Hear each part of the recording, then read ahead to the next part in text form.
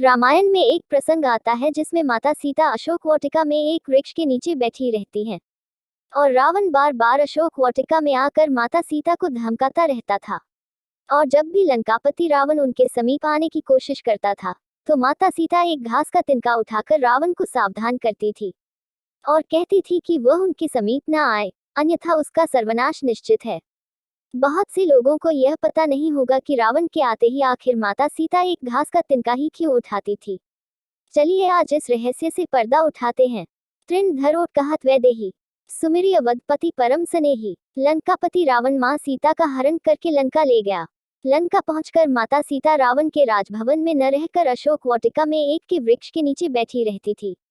रावण अपने सैनिकों के साथ बार बार वहां आता और अपनी शक्ति व गुणों का बखान कर मां सीता जी को प्रभावित करने की कोशिश करता और असफल होने पर मां सीता को धमकाता था, लेकिन मां सीता मौन धारण किए चुपचाप बैठी रहती थी। एक बार रावण सीता जी को भ्रमित करने के लिए भगवान श्री राम का वेश धारण कर मां सीता के पास पहुंच गया। जैसे ही वह मां सीता के पास पहुंचा, उसका मन बदल गया और वो वापस अपने राजमहल में लौट आया।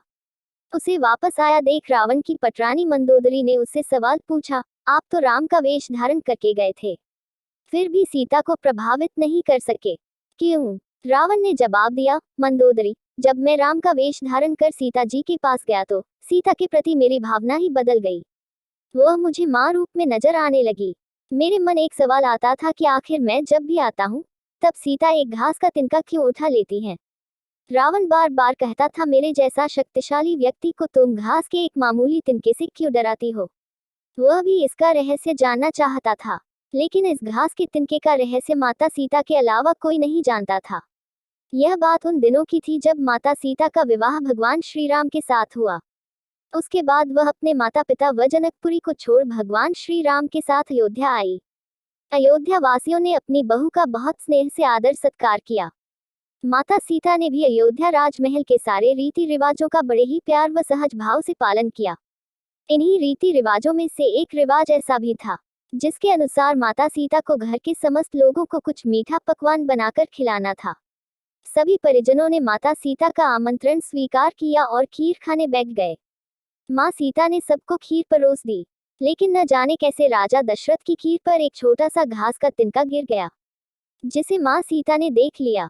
चूंकि वो खीर राजा दशरथ को दे चुकी थी और उन्होंने खीर खाना शुरू कर दिया था, इसीलिए अब मर्यादा बस उनके लिए उस तिनके को हाथ से उठाना संभव नहीं था।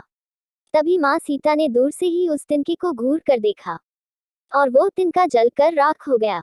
माता सीता जी ने सोचा, उन्हें करते हुए किसी ने नहीं देखा, लेकिन राजा दशरथ ने माँ सीता के इस चमत्कार को देख लिया था।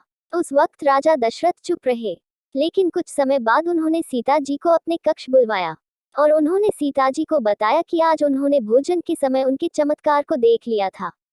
तब उन्होंने सीता जी से कहा, आप साक्षात जगत जननी स्वरूपा हैं, लेकिन आप मेरी एक बात हमेशा याद रखना, आपने जिस नजर से आज उस तिनके को देखा था, उस नजर से आप कभी भी अपने शत्रु को भी मत देखना।